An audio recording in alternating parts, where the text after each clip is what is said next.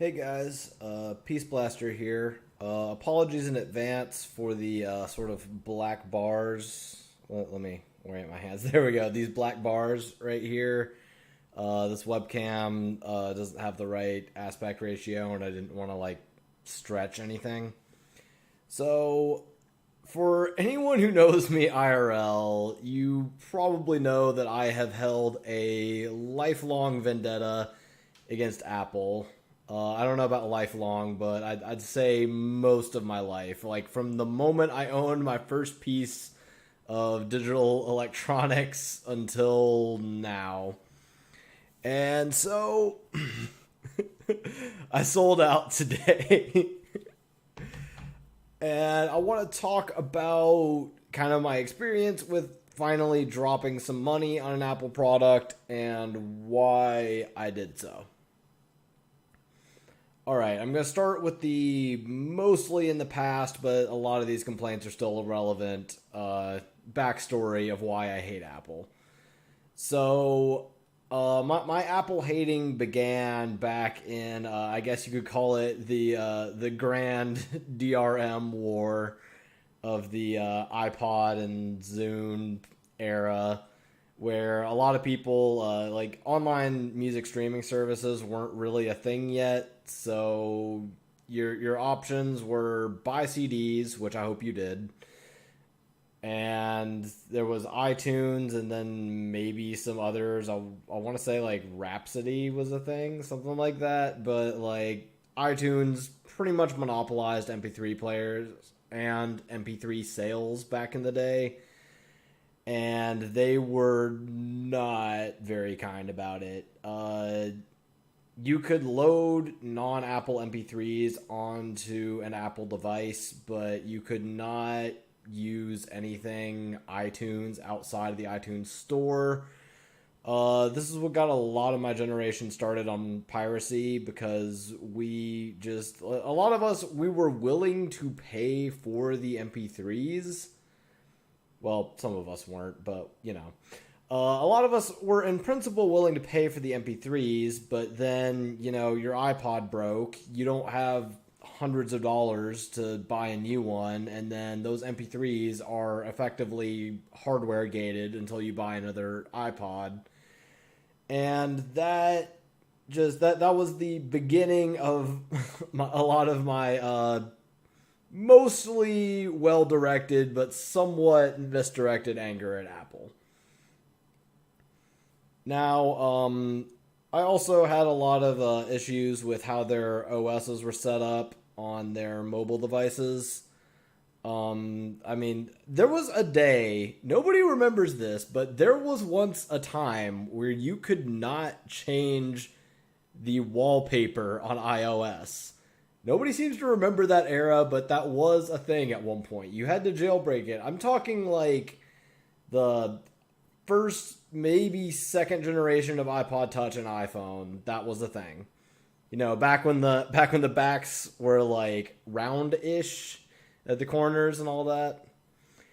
And I'm going to talk about Mac in particular since because Samsung has more or less monopolized Android and their prices are no longer any lower than iPhones. And iPhone is kind of chilled out about its DRM for the most part. It's honestly iPhone versus Android is just a matter of taste at this point.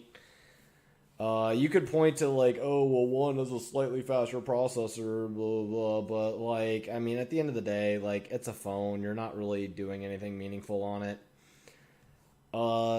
So I will actually be having a hardware discussion about that. A lot of points from this discussion will carry over to their mobile devices.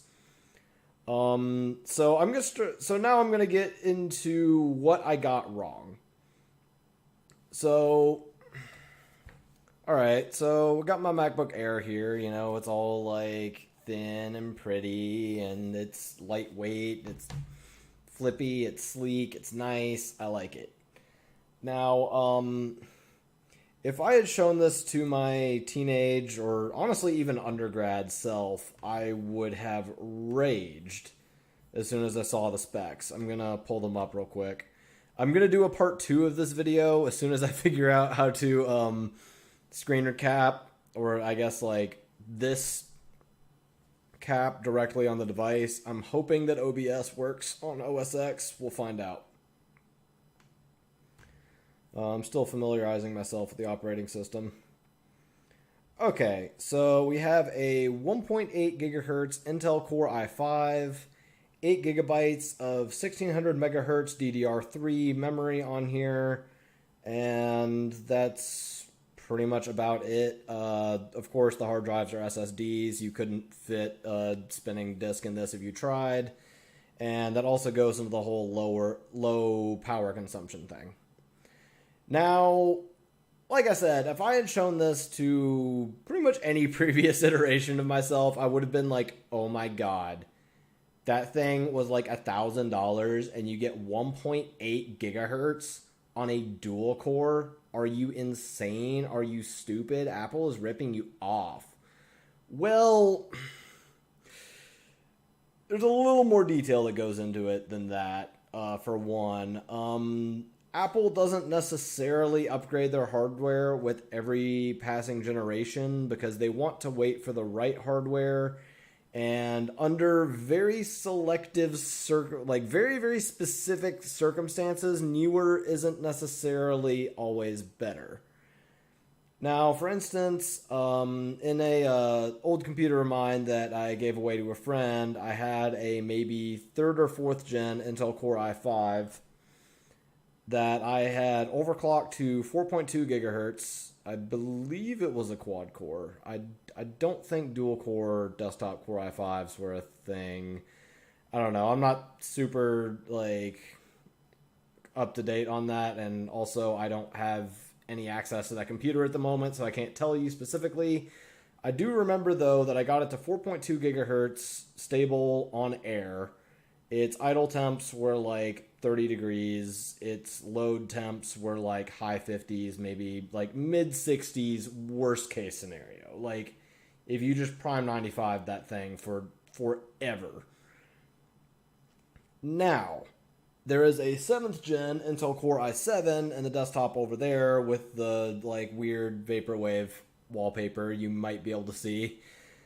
And I have that overclocked to 4.6 gigahertz, and I believe it is also a quad core. But that thing overheats like crazy.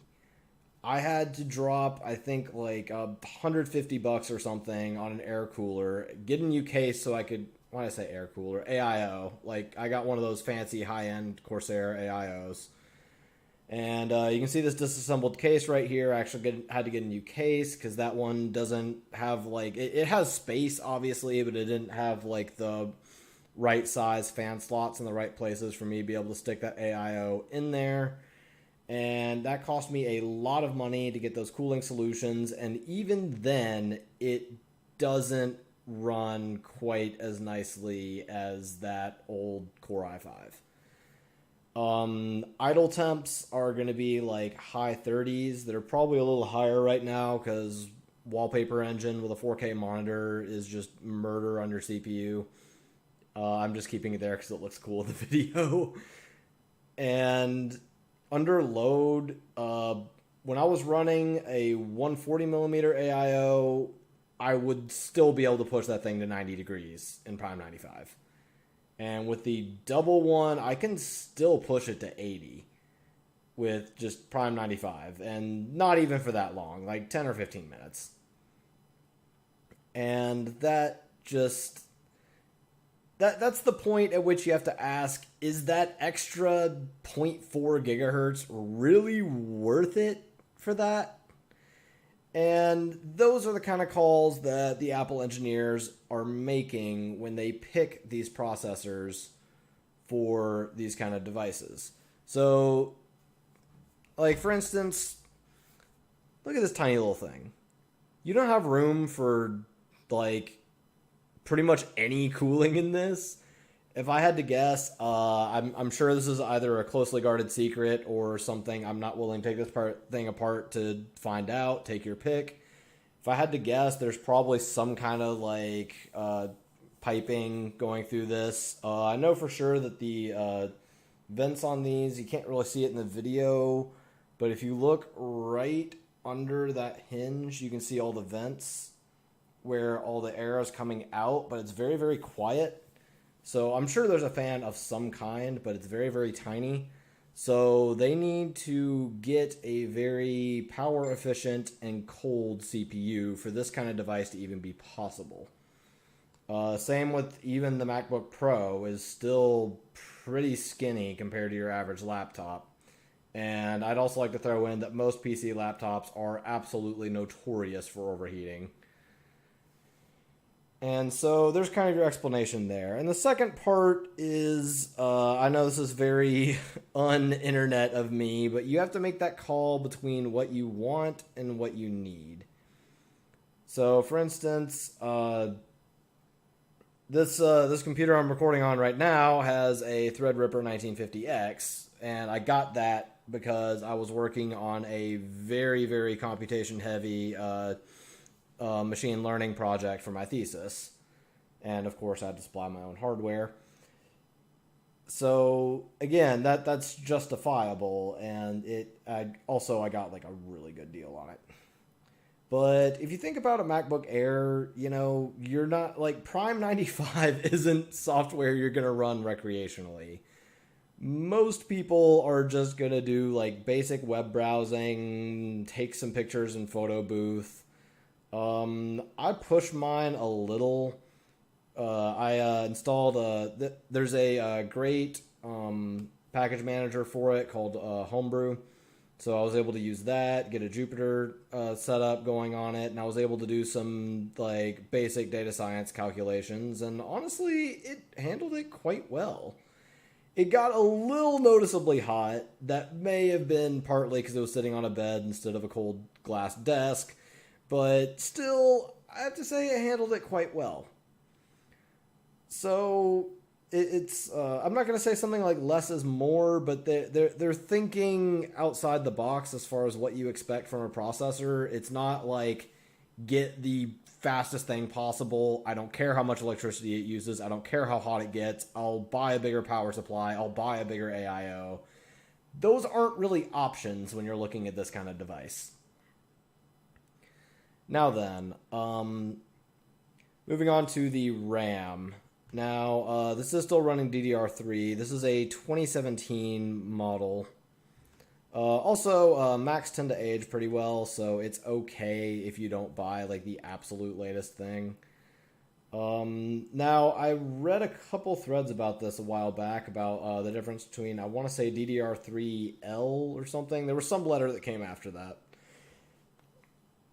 And DDR4, and this also comes down to it being a heat and power issue, where for them to be able to meet the thermals that they want to meet and the power consumption they want to meet, they would have to tune down DDR4 so much that it would be running the speeds of DDR3, so they just run DDR3 instead to save power and keep it cooler and stuff, in essence. There was a lot more like engineering stuff that went into it that went a little over my head, and also I read that like at least a month ago, so I can't tell you the details on it. You can just Google like why do the new Macs not use DDR4, and again, that's one of those, the newest thing isn't necessarily the best. And also this may get me some serious downvotes here, but honestly, I haven't really seen RAM speed make that big a difference in my life. For instance, you go ahead and laugh. That desktop over there, I paid for like some very high speed DDR4 RAM for it, and then I forgot to turn on Intel XMP for a year, and I never even noticed. Like, one day I turned it on, and I was like, oh, okay, I'm going to, like, run all my benchmarks again, see if it did any better. Honestly, it really didn't do that much better. So that's just kind of and also I'm sure it saves them some money to be buying DDR3 instead of DDR4, especially in 2017. So that about covers the internal hardware. The other thing, I guess I could call this peripherals, is I don't know how expensive it is to make the like aluminum body, but I will say it feels very, very nice. This laptop falls under my rule of if I'm paying over $1,000 for a laptop, I want nothing plastic about it. Like getting a laptop with a plastic case that you paid over $1,000 for is just an insult. That is just unacceptable. MSI. So now then, you also have a lot of patented things like every laptop has a trackpad, but it doesn't have a Mac trackpad. Like it's just super smooth, super responsive, super nice. And I can't really tell you what's going on hardware-wise with the webcam because it is only a 720p webcam, but the picture still looks shockingly nice on it. And it has a really nice refresh rate. So there's also that. Now, that aside, I understand that I've been going out on a limb here. It definitely sounds like I'm making excuses for them. And I will definitely not say something bold like that this laptop should be worth $1,000. It's definitely not. In fact, I actually got this at Best Buy this morning for $750. If you have the spare cash and you want a MacBook Air, now is a great time to get one. There were some open box ones for down in the 600s, but be careful. That being said, I'm also going to have to talk about the customer experience. I'll just roll with that. Customer experience of dealing with the Mac people. Now, much like Disney and a lot of very image-centric companies, Apple is extremely particular about how their salespeople and their customer service people are supposed to act. In fact, there is a super secret Apple, I guess you could call it, handbook that it's full of like phrases that you are and are not allowed to say, and you have like almost entirely scripted responses to common questions. And they really go the extra mile to brainwash their employees. And the reason that they do that is, now, don't hate me, a lot of people who buy Apple products are not very tech savvy people. And it is very easy to talk them into spending a whole lot of money on a device that is not worth that much money. Now, I won't say that you'll be disappointed, but I also won't say that it's worth the money. Now, in my case, I was willing to because I was able to sell my old laptop for a decent amount of money, and this only net cost me about $300, so that was a big win. And otherwise, I never would have even thought to try and buy one of these. But I will say that I did have one last letdown on my way to buy this laptop from Apple. Of course, the guy at Best Buy, but they have like the Apple guy at Best Buy. Of course, they were trying to like sell me on Apple Care and like all kinds of warranty stuff, and it's just like, well, if you get this package with it, then you can get like Word and Excel, and I'm just like, no. No, I understand that you think I'm made of money just because I'm over looking at Macs, but like I know what I'm doing. Google Drive is just fine. There is no reason to pay for Microsoft Word in 2019, and so on. But I noticed that also they really don't like if you ask about open box and that kind of thing because they really want you to buy the new thing. But I did actually find an open box one for somewhere in the upper 600s, and I was like, okay, well, that'll save me like, 70, 80, maybe even $100. So, yeah, let's look at that.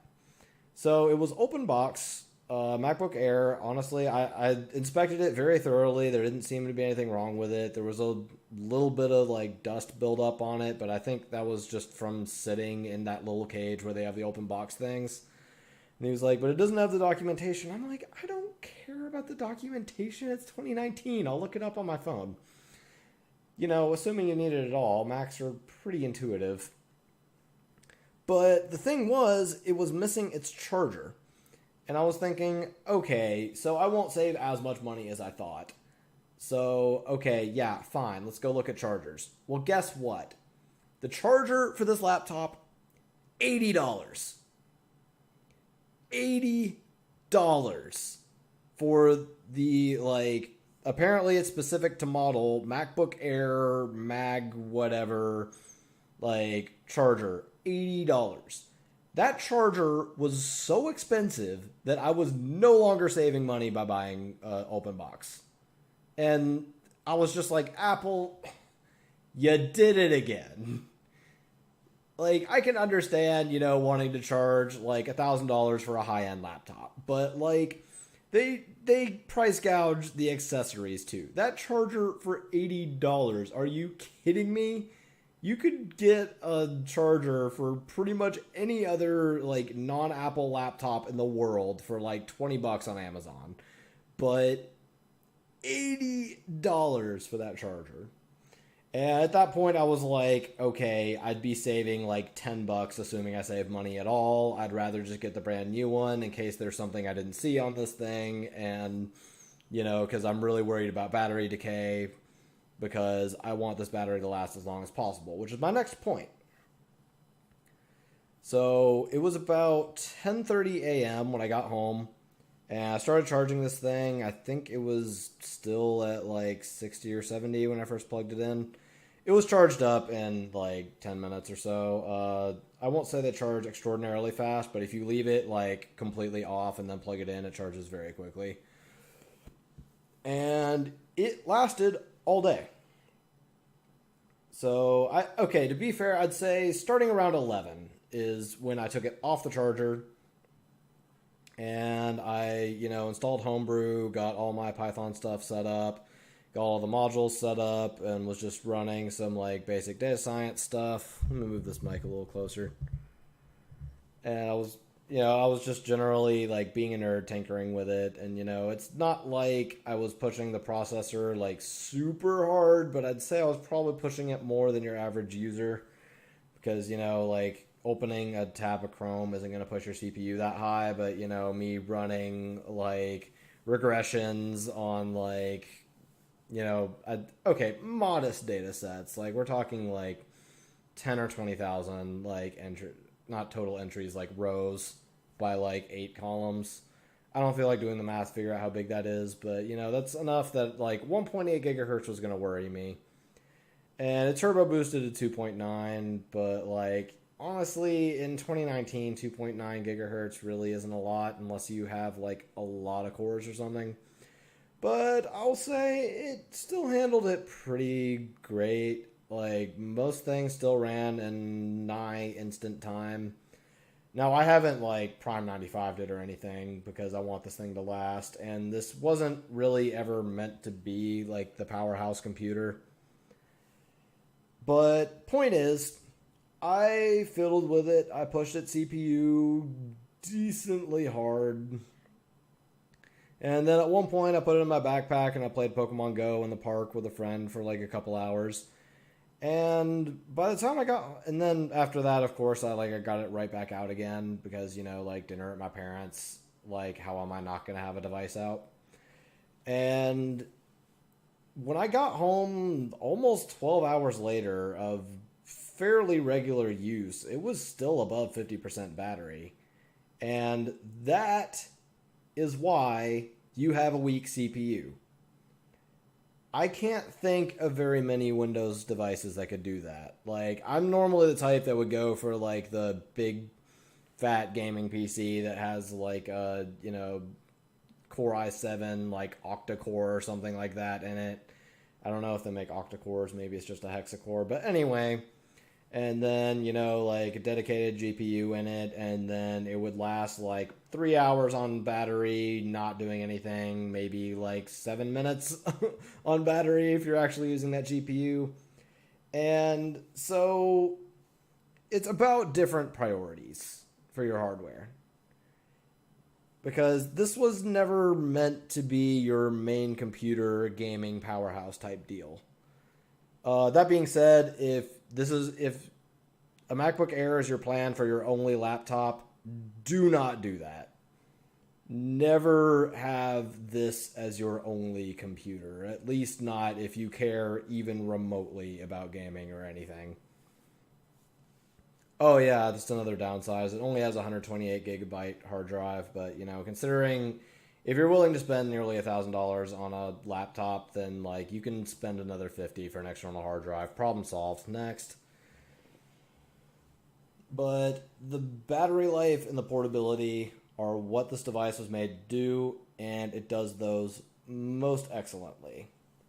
Now, getting back to my historic vendetta, people are all like, oh, well, OS X is just so great, and like Macs don't get viruses, and so on. I can absolutely tell you that a Mac is perfectly capable of getting a virus just like any other device. It's just that, like, you got to think about it in terms of not like the vulnerability of the operating system. Anything can be hacked. But what kind of people own Macs? If you were willing to spend $1,000 on a MacBook Air or $1,500 on a MacBook Pro, do you really think you're going to be pirating a lot of stuff? Because if you got that kind of money to spend on this kind of device, then you're probably pretty well off and you're never going to have a reason to do anything shady. So there you go. I think that's a lot more about their users coming from privilege than their OS being that good. Now, granted, I will say, it's Unix based and so it runs more efficiently and all that, but so does Linux. And you could put Linux on pretty much anything. So I don't really buy that argument. But I will say this. One, Windows 10 sucks right now. At least for what I expect of it. Like, you pretty much have to have it to accomplish anything gaming-wise. But as far as programming, if I can't open a terminal and I don't have a real package manager, I am not comfortable. It just irks me. My solution for the past 2 years has just been Windows 10, so I don't have to like fiddle with anything, and it's unlikely to just fail, even though honestly I've probably reinstalled Windows 10 at least 5 times on every PC I've owned. But I would then just VM to Linux to do like anything other than gaming, period.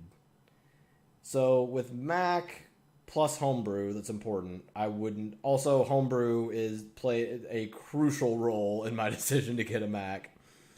To me, it feels like legal Linux. Like what Linux could be if it weren't getting patent trolled by the entire rest of the industry. You can make Ubuntu almost identical to OS X, and I don't really see anything that special about OS X compared to Linux. The pre-installed apps are of slightly higher quality than some of the open source ones. But honestly, that's about it.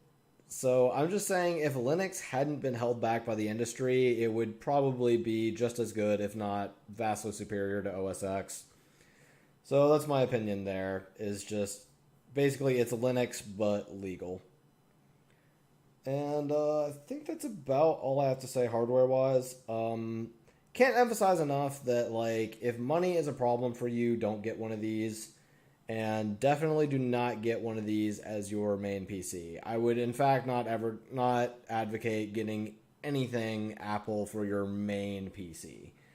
Like, gaming is nearly impossible on them. Like, most games just like won't even have support. Like, of course, AAA games are going to run on like whatever platform their customers exist on, but a lot of those great indie games that you love are probably not going to run, or they're not going to run well if they do. You have absolutely no hardware customization ability whatsoever. Like, I don't think it's even possible to buy a Mac with a high-end graphics card. I actually looked at that while I was there. The best graphics card I could see available in an Apple device is an RX 580.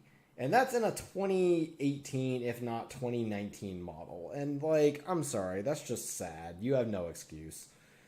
Like you are never going to get 4K 60 FPS in any game on anything Apple makes, no matter how much money you spend. So that's my opinion there. This is a device for somebody who has their savvy tech set up already, and they just want a laptop that can SSH home to do whatever, and just kind of be your like sitting in Starbucks, sipping coffee, like maybe writing emails or browsing Facebook or something. Like, this is not a device that you're ever going to push hard at all. And I say the same thing of MacBook Pros. Like, I won't say that they're not good, but like, don't try to use it as your main computer. Also, one last point, actually, I was thinking about MacBook Pros is there's also just kind of this general factor of what you can expect from a laptop whatsoever. Now, I know people are going to hit me with the, like, oh my god, but, like, the Asus ROG laptop and, like, the, I almost said NVIDIA, Razer Blade, is that what those are called? Yeah, the Razer Blade laptops. I'm like, well, one, those already cost as much as Macs, and, like, yeah, they have impressive hardware and stuff, but having gamed on a desktop with, say, a Core i5 and a GTX 1050 versus a laptop with a Core i5 and a GTX 1050, you're always going to have a better time on the desktop. Even if you don't care about thermals whatsoever and are willing to cook that thing like you're bacon just to get performance that one time, the desktop versions will always outrun it. And you are never going to get reliable, decent gaming performance, and definitely not a decent gaming experience on a laptop anyway. So I would say invest in what you, at the end of the day, really expect from a laptop from the perspective of what a laptop is for. And a MacBook Air is where you get with that expectation. So I think that's it. I've probably talked for like a long time. Yeah, wow, 30 minutes. I'm sorry. I'm going to start part 2, or I'm going to figure out how to start part 2. And I guess I will see you shortly. Peace.